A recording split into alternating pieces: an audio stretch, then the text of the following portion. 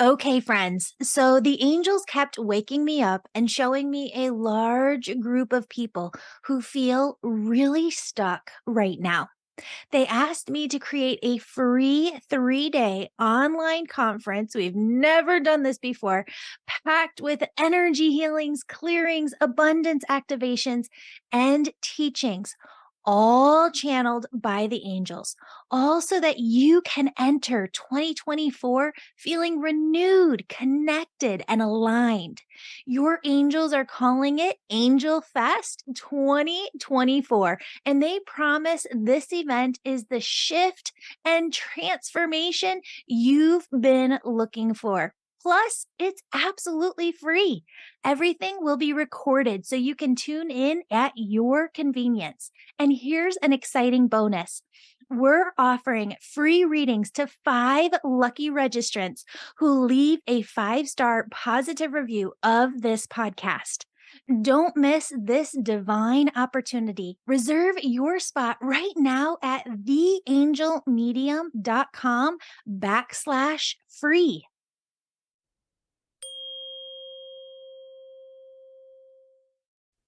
Hello, beautiful souls. Welcome back to the Angels and Awakening podcast. I'm your host and author, Julie Jancius.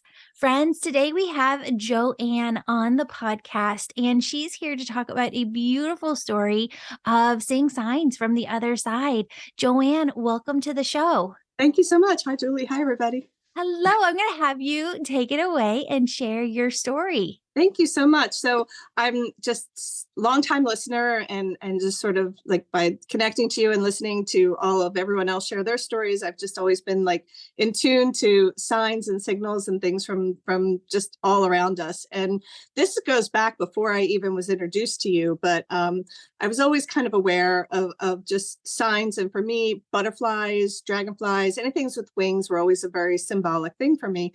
And I just didn't know what they meant, but they would visit me and I just learned to sort of bless and release them and thank them for coming and not really get frustrated that I didn't understand what the visit was about. I would just say, thank you. And I see you. And I'm aware. And so that was always kind of what I did. So busy life, raising 2 daughters, have a husband. And we had, I always say it was sort of the party house because we had a large estate home and my family's large, my husband's family's large. So when we would entertain or have parties, we had an entire system down in the basement where we would bring up chairs and bring up tables and we could set up to 50 people to dine with bringing up everything from downstairs. And so it was one of those days. And it was, if that energy of like getting ready and rushing and moving around. And so I'm at my kitchen sink and the first butterfly visits me. And it was really like right up at the glass and lingered for a really long time. And like, I wasn't even in a good space. I wasn't in oneness. I was in like party mode planning and everything. And I was like, oh, hello. Thank you. Oh gosh. Thank you. Yes, I will take a breath. Thank you for visiting. And I blessed and released the butterfly. Not 20 minutes later, I'm coming up the stairs and there's a window in our stairwell and a different butterfly is outside that window, like trying to get my attention. And I go, I see you, but I'm carrying a heavy chair right now. So I'm going to keep moving. Thank you. Blessed and released and kept moving. Then I'm like, I go out to the front porch because we had a big front porch and we use that for entertaining. And I'm setting things up out there. And a third butterfly comes onto the porch and it's like staring at me. And I was just like, and I'm embarrassed to say, I'm like, what? I don't like, what do you want? I don't understand. And so I go into the house and I'm just sort of a little bit like, what is going on today? And I see my husband sitting at the kitchen table, flushed with sweat, out of breath. And I was like, oh my God, what's the matter? Are you okay? What happened? He's like, I don't know. I just was coming up the stairs with the table and I'm just like, I can't breathe. I can't catch my breath. I don't feel right. I was like, okay, let me get you a glass of water and blah, blah. And like, I was a volleyball coach for 20 years and just sort of raised with 4 brothers. And it's very common for me to be like, walk it off. You're fine. Drink some water. You're okay. Let's go. Like, that's my normal kind of thing. But I was like, oh no, we're not wait. And so it made me stop. It made me be present. It made me be like, we're not messing around with this. And it's so unlike me. Like we are so not rush to the doctor kind of people, but the energy of that day was like, he had a very good friend who was a physician at a downtown Philadelphia hospital. I was like, call your friend and just see what he says. Should we go here? Should we go there? And he was like, come downtown. I'll take care of you. Now that's like a 45-minute drive from where we live. So I was very anxious, and trust me, I'm in prayer and I'm in, you know, energy, and just kind of help us get him to the hospital in time. And we did, and we got down there, and they run all the tests in the ER. Everything's fine. You're fine. You're all the time, you know, the EKG is fine. The cardiogram's fine. Everything's fine.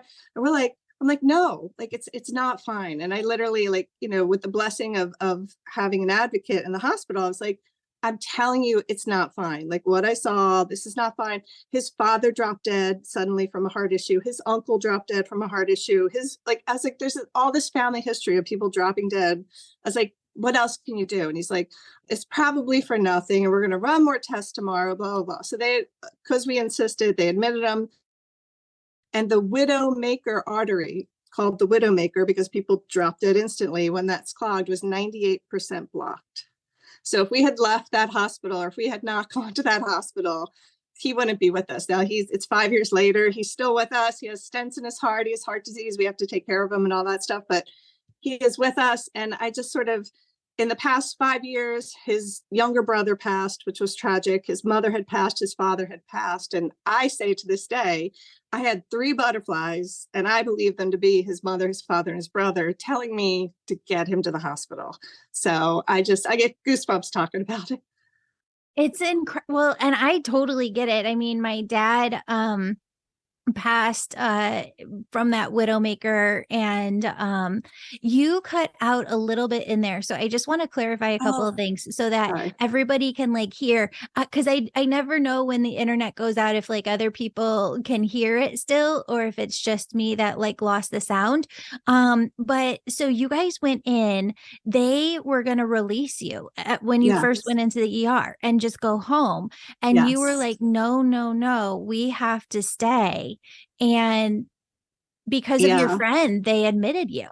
Right. And that is the truth. If we had gone to the local ER that was closer to us, there's no doubt in my mind they would have sent us home. And I have an uncle who, again, inside of the past decade, had like a heart thing, went to the ER. They did the exact same thing. They sent him home, and the next night he died in his bed, died in his sleep from a heart, like just died. And so I had that also. And I was just like, no, no, like there's too much here. We need to like, and luckily, you know, it's because not everyone would get listened to, you know what I mean? But because Right. we had that connection, like they listened, and again, they kept saying, and we're sure it's for nothing, blah, blah, blah, blah, blah, but we'll go the extra mile and look. And thank goodness they did. Yeah. When you said that they did another test and they found that it was 98% blocked, what was that other test? You know, I am not a medical person, so I'm Yeah. like going to come up short with all the proper terminology here, but they go up with a catheter and they Yeah. check to see if the arteries are blocked. So I'm not sure what that procedure is called, where they actually Wow. insert a camera and go up into the heart to see. But Wow. based on everything that he presented with in the ER, they were like, "No, you're fine, you're fine." I was like, "No, I just knew he wasn't fine." So I'm just glad I was able to stick with that and persisted. And again, we had the support of a friend, but also the intervention of, we could have just gone to the local hospital, but we chose to go where, you know, we knew we would have support. So everything works out for the way it's supposed to, I think. It's incredible. Well, and when we do these angel stories, I never know like exactly what the angel message is when we're starting out, but the angels just bring things in along the way. And they're asking me to share a story that I don't think I've ever talked about on the podcast. But all the stories today, the angels are saying really speaks to really advocating for yourself and your own health within the medical community. I love doctors. I love nurses so incredibly much. They're amazing.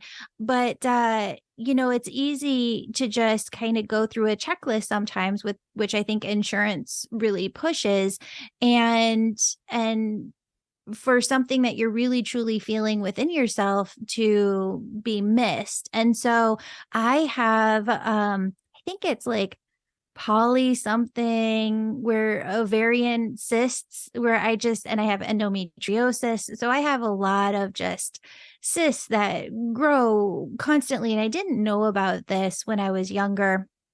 So, one of the very first years out of college, I got this pain in my stomach that I have never had before and I've never had since, where it is just excruciating. You could be talking to somebody or pouring yourself a glass of water, and you are just doubled over in the most excruciating pain. And so I went to like one gynecologist after another and different doctors to figure it out, and nobody could tell me what was happening. So it kept happening, and I kept going into different doctors trying to get some answers, and I finally went in, and this guy's like, "Let's do an internal ultrasound." And so we did that internal ultrasound, and he's like, "This is the problem. You have a cyst inside your ovary, Thanks. and it's about the size of a golf ball." And I was like, "Oh my goodness." So I guess when a cyst is inside the ovary, they call it a tumor. And so he's like, "We're just going to leave it. I'm going to have you come back in and like on Monday or Tuesday." Well, this was like Friday afternoon. Saturday night, I am in the worst pain of my life. Having had a baby, I can say that it was worse, this pain, than actually having my child. And I didn't know like to call 911, so I just kind of like grit and bared it. And in the morning, called a friend to take me over to the hospital. And within the matter of like 24 hours, it had blown up from the size of a golf ball to the size of a grapefruit. So that was the pain that I was experiencing. And he was able to go in, I think they call it like laparoscopy, and take out the cyst through the ovary, but save the ovary. But it really taught me to advocate for myself, and having a dad who passed away at 59 from that heart attack on a hike, in the middle of Colorado mountain. You know that what you're feeling within your body, you know what you've always felt, and you know when something's off. And if you're not getting the answers that you're looking for, it's okay to continue advocating for yourself. It's okay to push for yourself. It's okay to push for your loved ones. Sometimes your angels are saying right now, Joanne, if you wouldn't have pushed for your husband, he would have gone home. Like his family on the other side is saying they had to bring that message through to you because he wouldn't have gotten the signs. And if he had just gotten into the ER and they said, "You're good," he would have gone home. I know. Yeah. So it's a good message. It is, because I've Yeah. heard you say that before, and you can't just pray it or wish for it. You have to take action too. You have to live in this world and take signs from the other world. And that's such a valid, it's a good lesson to share that you Yeah. have to take action.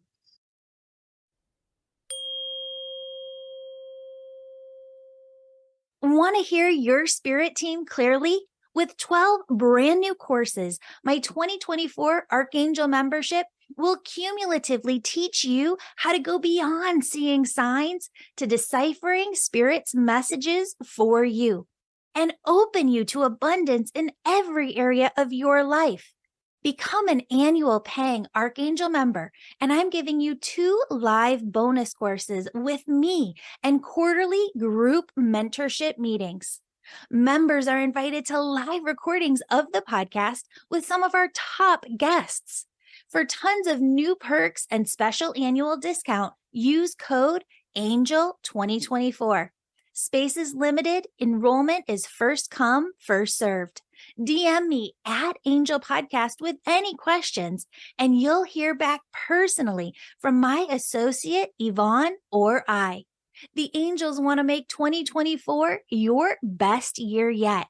Join today only on my website, theangelmedium.com/angel membership. Thank you so much for supporting this show.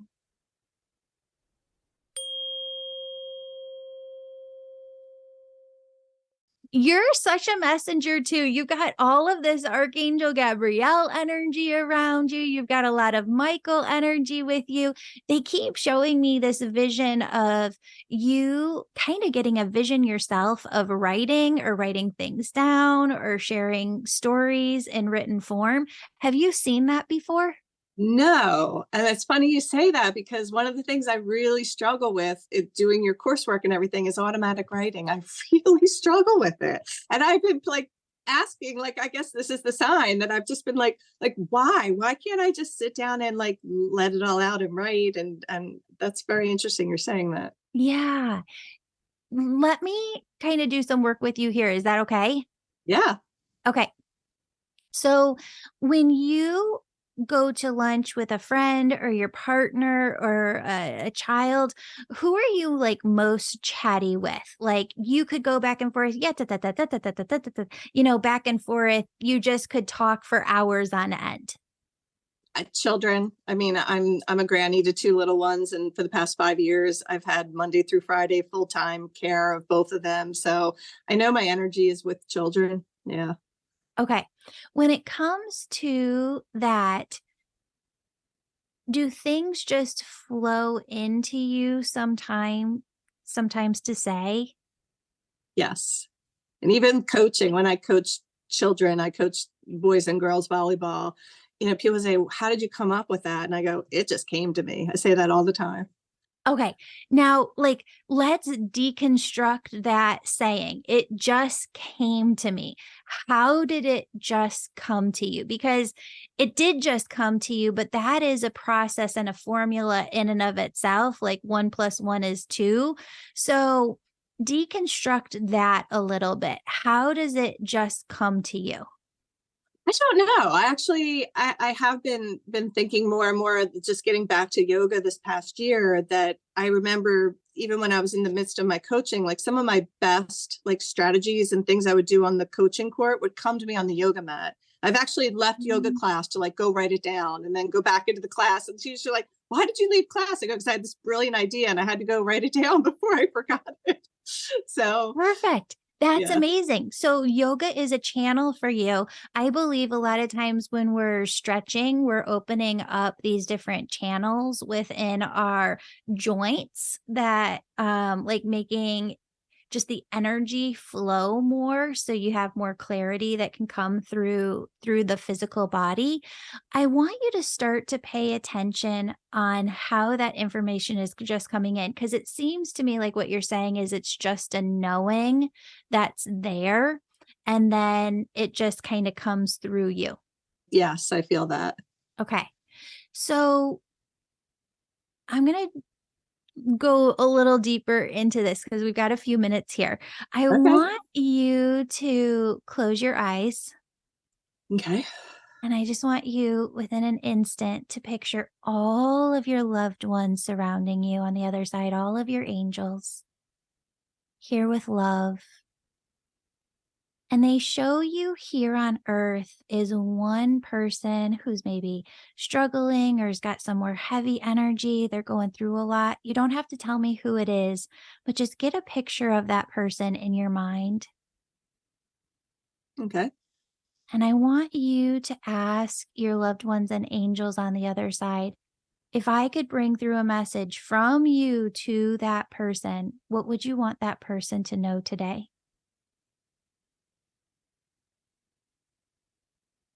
And what comes into you? What do you get?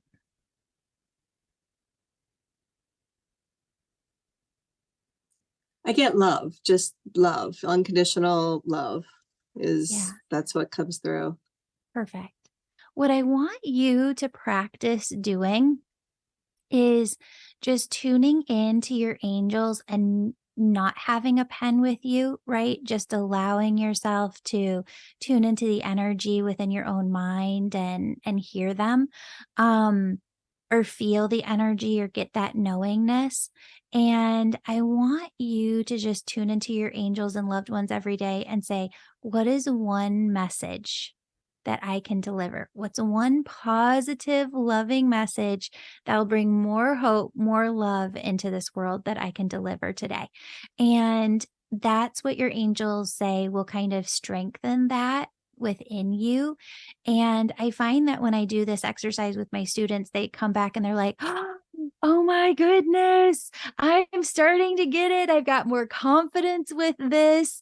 I'm not making it up inside my head because when I deliver those messages, people are like, oh my gosh, you couldn't have known that. Yeah, that's great. Yeah, I Perfect. do one of my things, mantras or things that I say every day is help me let my light shine, because I just believe there's work to be done, and I just keep saying help me let my light shine. Yeah. Yeah. Perfect. Oh, Joanne, thank you for being here. You're Thank you for being welcome. you. Thank you for sharing your stories. Thank you so much. I love it. I love listening to everyone else's stories too. I love when you have your guests. I just think you really have a great podcast, and it just inspires me on my walks. Thank you so much. Thank you. Thank you for listening. Everybody who's listening right now, we would love to feature your angel story on the show. You can go over to theangelmedium.com and submit your angel story. You can also use the contact form over there. Thank you so much. And we look forward to having you on the show. Friends, let's end today's episode with a prayer. Dear God, as we stand here at the threshold of a new year, we come to you humble in gratitude and hopeful in our hearts. We ask you to bless this world and every person in it with your endless love and abundance. We call upon your angels to extend their wings over every soul. May they touch every life, bringing healing where there is pain, strength where there is weakness, and infinite abundance in every area of every life. In this time of global reflection and anticipation, we pray earnestly for peace, peace within our own hearts, peace within our homes, peace across every land. Let hope rise and let love prevail, binding us in our shared humanity and interconnectedness. We ask for special care and protection for the children of our world. May they grow in a nurturing environment, shielded from harm and surrounded by care. Their laughter and their dreams are the seeds of a promising future, and we ask that each are blessed with every opportunity to thrive. God, guide us to be creators of our own harmonious world. Help us to become beacons of your energy and spread your love now and always. As we step into this next chapter of our lives, empower us to live in alignment with our soul, find joy in each moment, and embrace the beauty of life's journey. May we each walk in confidence and faith, knowing that with your divine guidance, anything is possible. May our hearts overflow with gratitude and our minds be filled with positive, loving thoughts. In this spirit of optimism and renewal, we step boldly into our future, ready to create, love, and thrive. In this we pray, amen. Friends, if you'd like to support this podcast, book a session with me or join my Angel Reiki School, where I'll help you develop all of your unique spiritual gifts and use them to serve. Visit theangelmedium.com or use the link in the show notes to book a discovery call with me personally. Thank you for being here. I love you.